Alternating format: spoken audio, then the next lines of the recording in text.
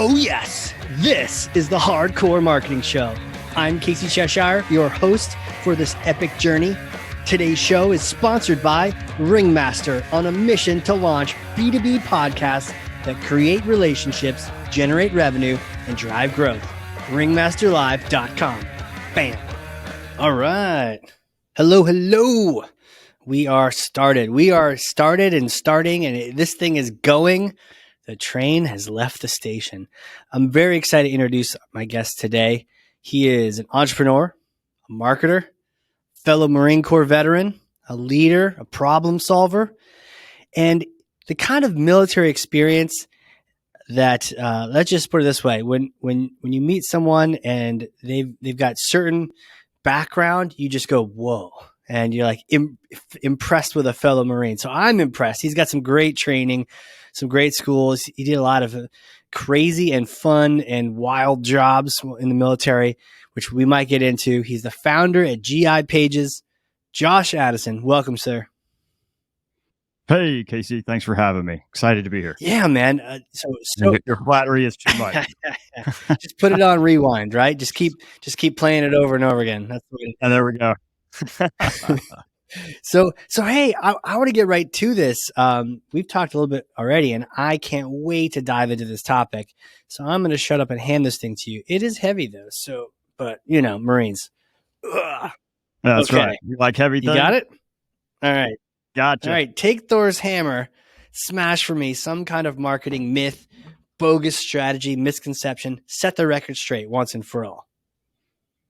Yeah, absolutely. So the concept that we're going to smash today is that the way to grow your business is to be constantly pulling in new leads that you then have to convert into customers, that you have to be doing things such as expensive ads, making endless social media content that, let's face it, most of you probably do not enjoy, cold outreach, and on and on and on, when actually there's a fantastic market that you're already sitting on, and to get to them can be fast and inexpensive. We don't have to keep going after the same thing. Are you saying, I feel like it's almost like we're in this like hamster wheel and you're telling us, get off the stupid thing. Exactly. Everyone's in this hamster wheel of, I need more clients. I need more leads. I need to be doing more and more and more. And absolutely, you do have to have people coming into your business, but there's a better way than just new customer acquisition. And in fact, if you're already running a business and it's profitable, or it's at least generating revenue, then what if you changed your focus onto a group that's 3 to 5 times more likely to buy? They're likely to spend 30% or more on your products. And just by advertising to these people, your profits can increase by up to 25% with little or no cost on your end. And those aren't my made up numbers. Those are the statistics. And so people are like, well, who is this person? Who is this magic customer? It all sounds too good to be true. Well, the simple fact is it's your current database. It's your current customers. It's people who have already bought from you, engaged with you, and somehow raised their hand, shown an interest in you and what you do. That's it. So we're already sitting on, we already have the answer around us, but how do we turn that into paying for the light bill and like? Yeah. Well, exactly. So it's just a matter of changing focus. Really have gotten into the, Dan Kennedy lately. And a line that really resonated with me is, see what everyone else is doing and do the opposite. Right. And it kind of goes to the old adage of do what no one else will, so you will have what no one else has. And that's the case here. The statistic, according to all the research, is that only 18% of businesses prioritize customer retention over customer acquisition. And you had your guest Daryl Amy on. Yeah. And he talked about this group of people, right? And in your podcast episode with him. And so you can see that it's not just the opinion of Josh Addison over here.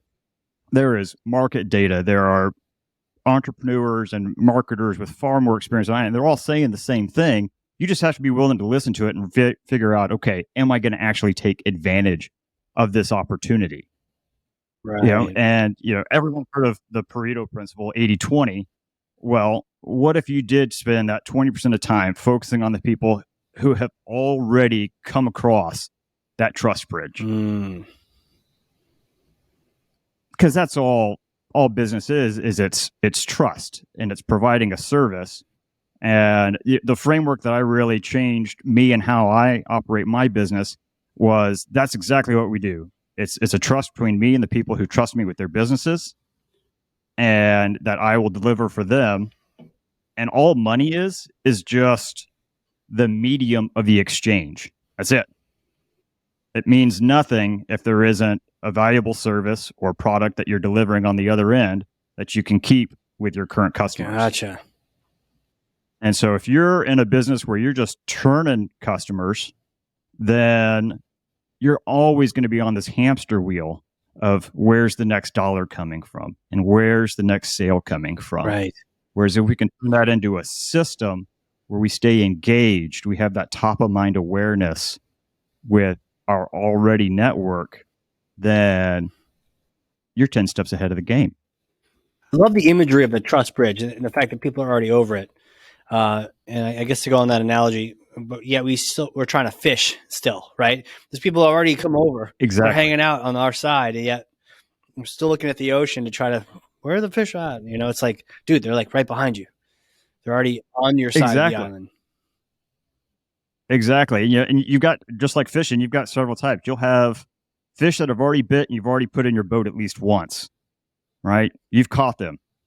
They're in your network. They're either currently paying for something, currently using your service, or they already have.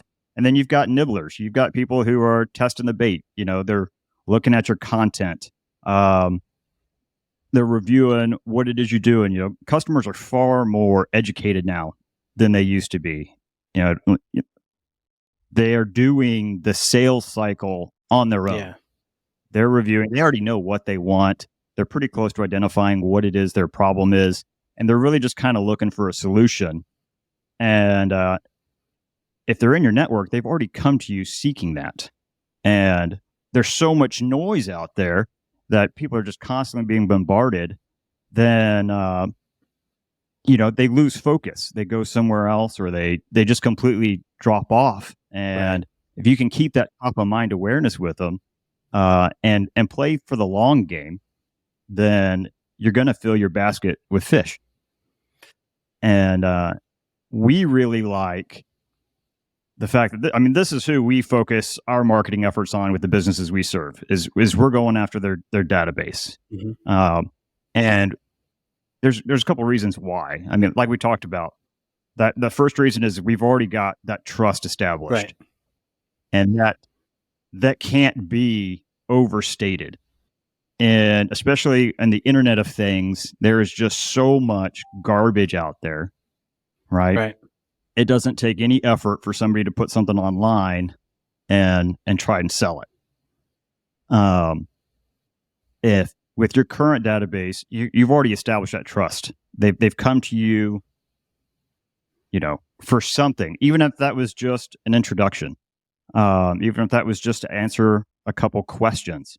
They don't have to be full-fledged customers, but they're already in your network. They've already said, hey, this is who I am. I'm interested, or I'd like to learn more. Right. Even better is they're familiar with you. If they're going to come with questions, chances are that they're going to come with high-quality questions specific to you. And we've all had those people who come in and lead qualification is huge, and it can be either a blessing or a curse. And part of that is your own messaging. What are you putting out there? Are you being selective and making sure that, people who come to you recognize that they are the right person? Right. And these people have already done a degree of that. Mm-hmm. If they've already purchased from you, then they're your ideal client already. That is your avatar. You've done it. You figured it out, right? You've made them. Right. And so now how can I do 5 more of them? They've already self-identified the need. And even better is they're in your network. We talked about they're your ideal client. Well, they also know your ideal client. And if you're serving them well, who are they going to go talk to? I don't remember the statistic, but the vast majority of businesses doing under $3 million a year, it's something like 60 to 80% of their revenue comes from referrals. Right. And most businesses are doing referral with a hope that a referral will happen. Yes. Right. Yes, totally. And hope is great. But what if we could put a plan in place and have a strategy that turns hope into measurable actions and results? Yeah, it's always preferable, right? Because otherwise, the metric you own is dependent on the universe, and one day you made it, but you still don't feel good about it because, well, that week you hit your numbers, but you know that you didn't really touch any levers that you know of. It just sort of happened, and the following week you could be in the naughty chair because it didn't hit the numbers, and neither time were you the one doing the levers. So yeah, hope-based referrals is not going to cut it. Exactly. Yeah, it's knowing, I did an action and it resulted in a consequence, whether positive or negative. And how do I repeat that, or how do I avoid that and not do that again? I'm a big believer in, just like when we were in the military, what did you do after everything you ever did? You came back and you did an after action, right? Talked it out. What worked? What didn't work? What could we do better? No different here. Find out what's working, what's not working, and go with it. Everyone's always so focused on, I have to figure out what works, when in reality, or at least in my experience in life, I have messed it up more times than not, and I've learned what not to do to figure out what to do in the end. Do you from having done all your after actions, your debriefs, what kind of actions, what kind of practical things can we do to increase or to drive referrals so that we're not waiting on hope? Yeah, exactly. So to go out there and drive referrals is just to be proactive, right? And it is to stay engaged with that network. So like we said, only 18% of businesses are focusing on client retention, right? What are you doing to stay engaged with your clients? And so how we do it is we do it via text messaging. And there's a couple reasons that we like this platform, and that's the basis of what we do, is because it's direct, it's easy, it's fast, and it's cost effective. And you know what? Almost no one else is doing it, especially in the small businesses. But who is doing it? Walmart's doing it. National pizza chains are doing it. Big restaurants are doing it.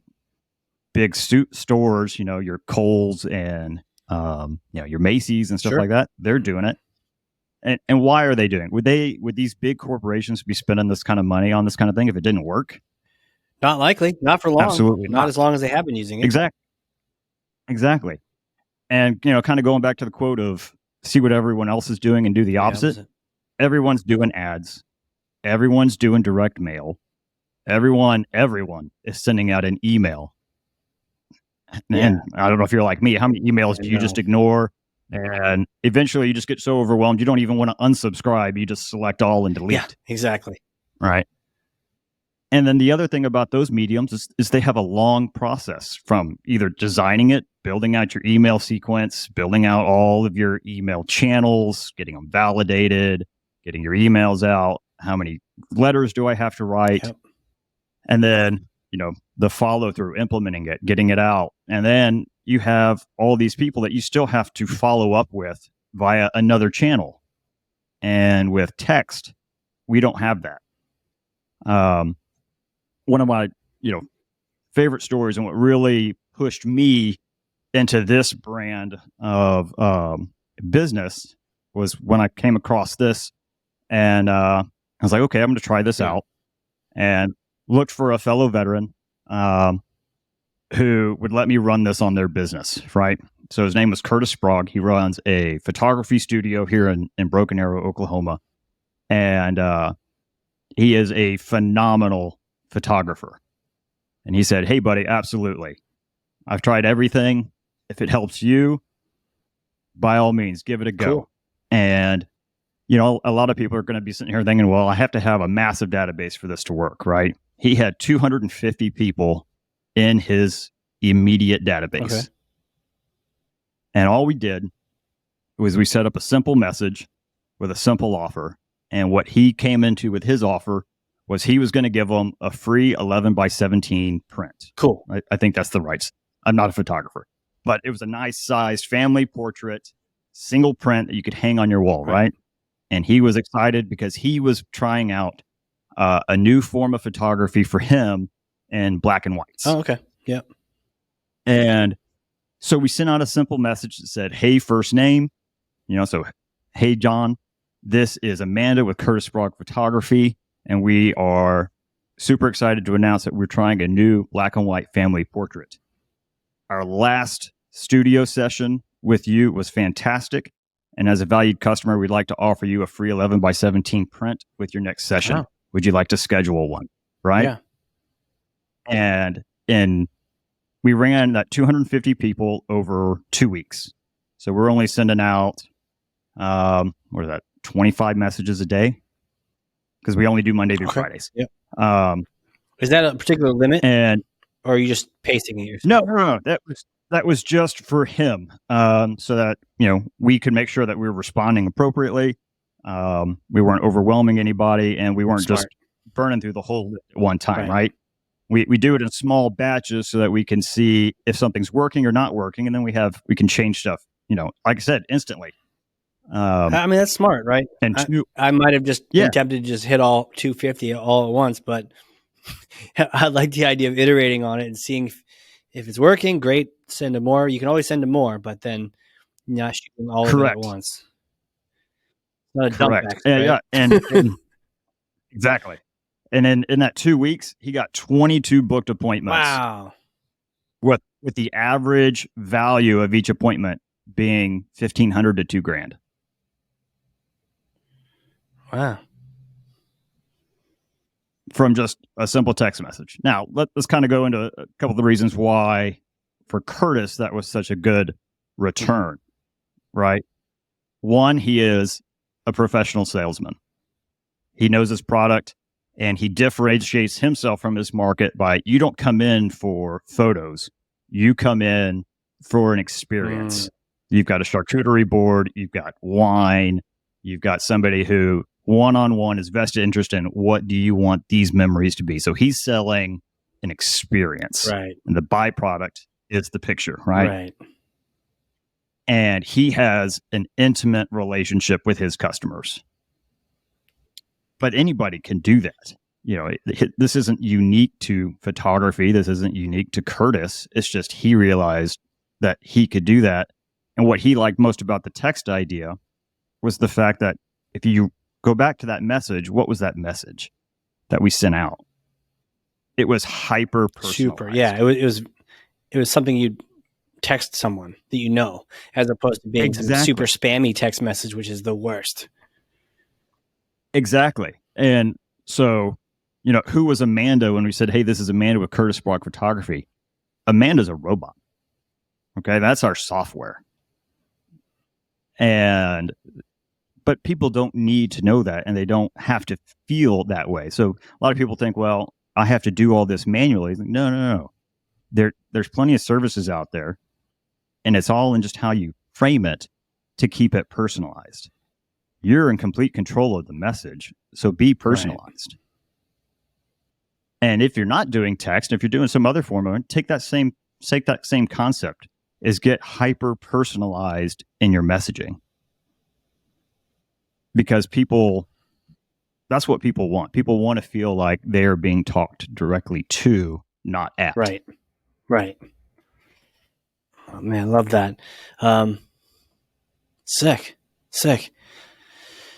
I want to transition a little bit from that Sure. to what are the places where you're learning these things, right? You've discovered different things here.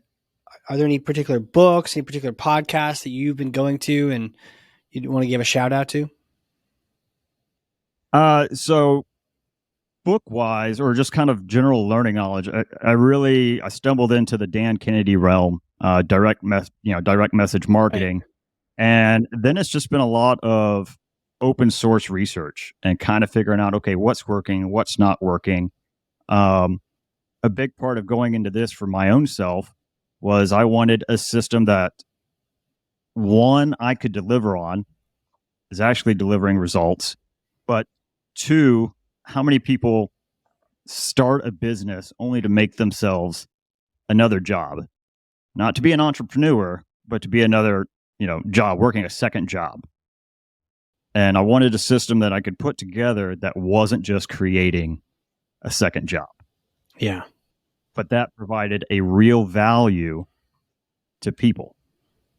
I didn't want to just be another service that, does the same thing everyone else does and maybe gets results. Right. In the marketing realm, I fall into it, and different things that I've tried is people are all too quick to charge for something, and you hand money over in hopes of a result.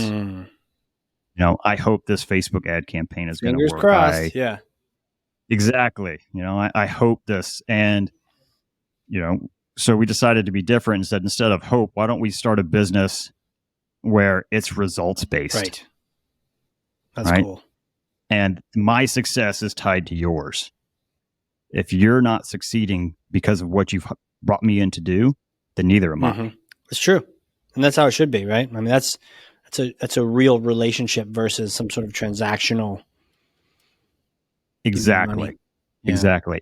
And, I believe that if I take that out and give that to people, call it karma, call it goodwill, whatever you want, that reciprocates. People will see that, and then they'll find ways to implement that in their business. And, kind of going back to circle back to the books, the one book that I've been reading is, I'm a huge financial nerd. I love finances. I love the numbers. It's always fascinated me.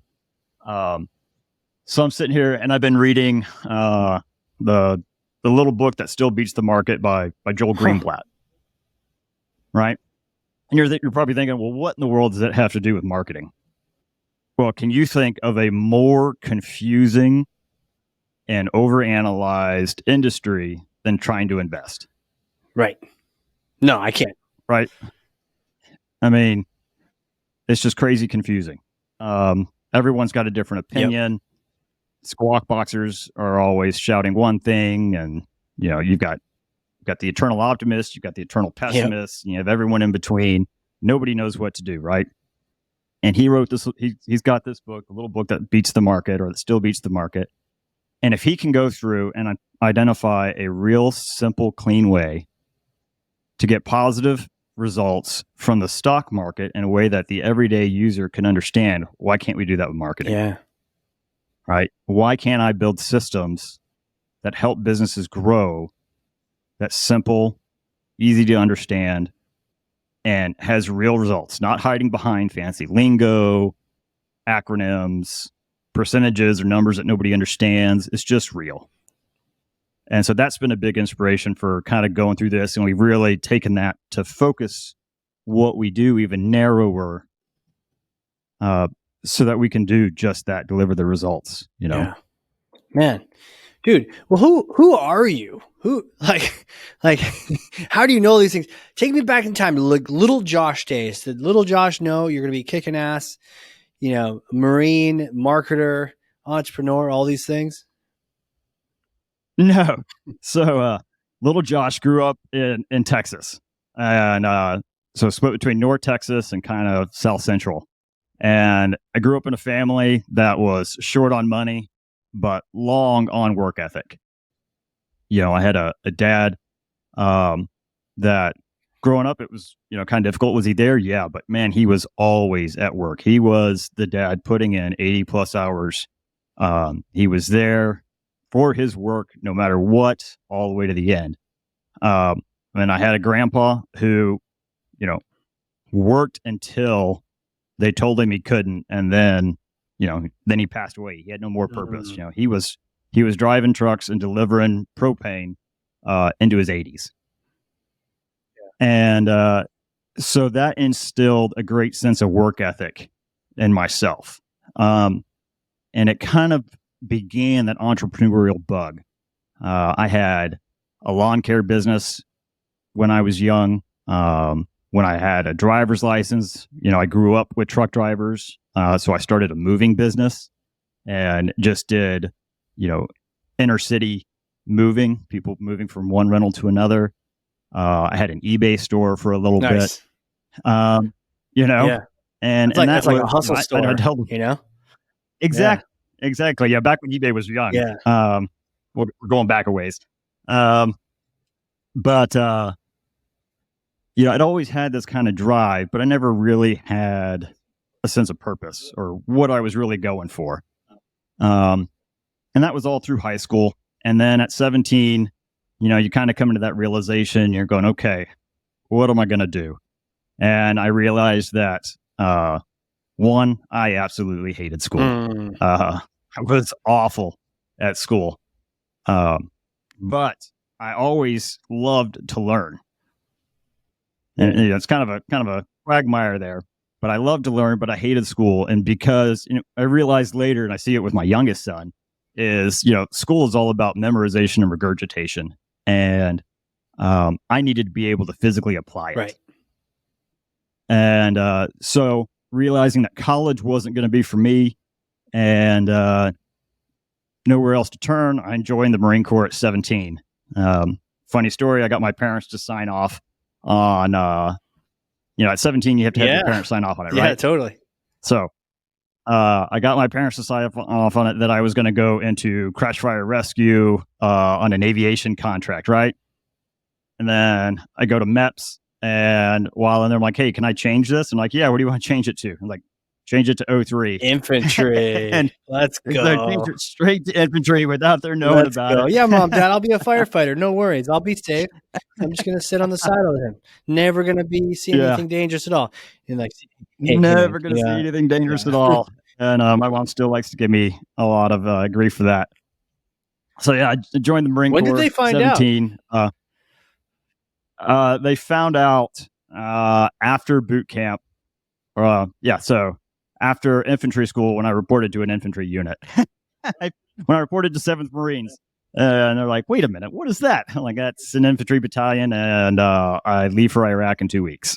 Yeah, I wonder if they're getting a hint when you were going to training at the School of Infantry. It's like, Yeah. Yep. And they're like, what is That's just this? what they call it, Mom. No worries. Yeah, exactly.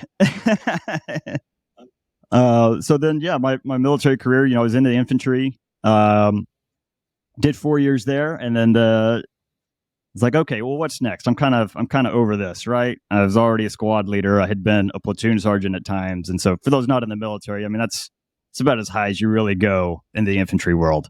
Not a lot of room for growth. And, so there was this, nice big fat bonus and need for, bomb technicians in the Marine Corps. So the field is, EOD, explosive ordnance disposal. And I was like, you know what? I've already been blown up. So why not look at it this time around? Vice just wondering where it's going to come from. Right? It was kind of the mindset. Sure. And so go to EOD school. And while there, they're like, hey, we're standing up this brand new, Marine Special Operations thing. We need volunteers. And I was like, yeah, sure, why not? I'll raise my hand, having no idea where this was going to lead to. And so I ended up getting selected to go to the Raiders and spent 10 years there with the Marine Special Operations Command. Cool. And I got to run around all over Afghanistan. And what was great about it was it established something that most people don't get in their military career, or even in their careers in general, was it was a team, but I was a specialist of one. I was the only guy on that team that had the specialty and was expected to perform a job. So whenever those tasks came up or something fell into that purview, there was no one else to rely on. It was just me. Yeah. And so that built a whole new level of confidence and of just thinking, mindset. Yeah. And I look back on that now, and that was probably one of the greatest setups to being an entrepreneur. I bet. Of learning to look at things, look at problems, face them head on, find out what's working, be really quick to find out what's working, what's not working. Yep. Because it's dependent on it. And I've got a bit of a hypothetical question for you. Yeah. So I may or may not have a time machine up here in New Hampshire. So you come visit, we get some beer, show you the local New Hampshire breweries.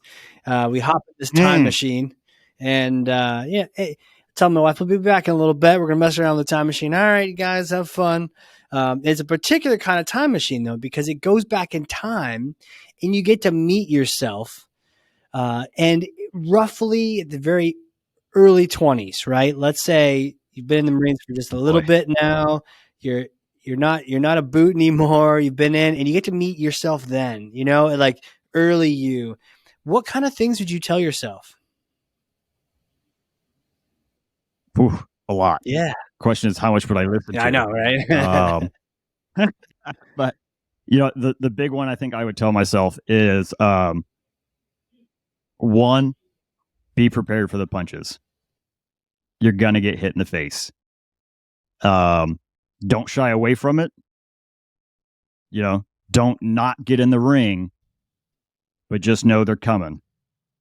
Know you're gonna get knocked down, and that the getting up while hard is more rewarding than anything easy you'll ever do.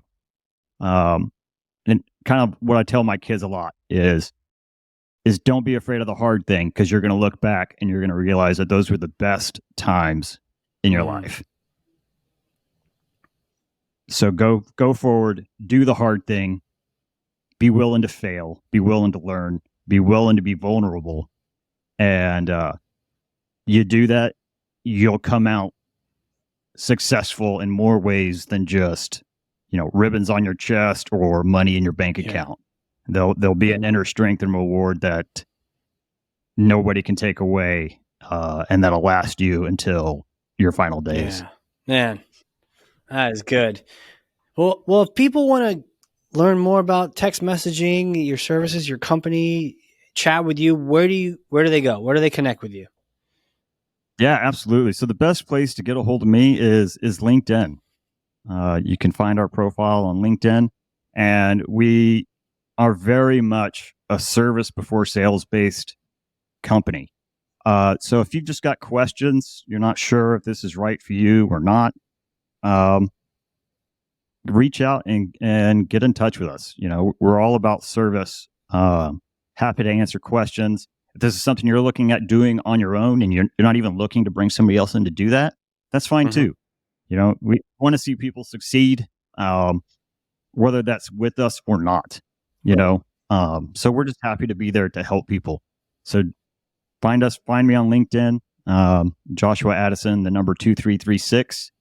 And, by all means, ask away. Yeah. And chances are I'm going to learn more from you reaching out to me than you are from me anyway. So it's just fine. You never know. I think there's we've learned quite a bit today. So, man, thank you so much for coming on here, talking SEO, talking about prioritization and not missing the people who've already come across that trust bridge. I just really appreciate it, man. Thank you. Absolutely, Casey. I appreciate you having me on, man, and look forward to talking with you again in the future. Heck yeah. And for those listening, if you learned something, and I freaking know you did because I got 2 pages of notes over here, then share this episode with 1 person, 2 people, 3,000 people, whatever the number is. Just get good information into other people's hands. And with that, dude, thank you again, Josh. You're the man. Hey, Casey, thank you. I appreciate you. And Semper Fi, brother. Semper Fi, that is it. And with that, very appropriate ending to the hardcore, core spelled CORPS, like the Marine Corps, in case you were wondering. Another great episode of the Hardcore Marketing Show. We will see you all next time.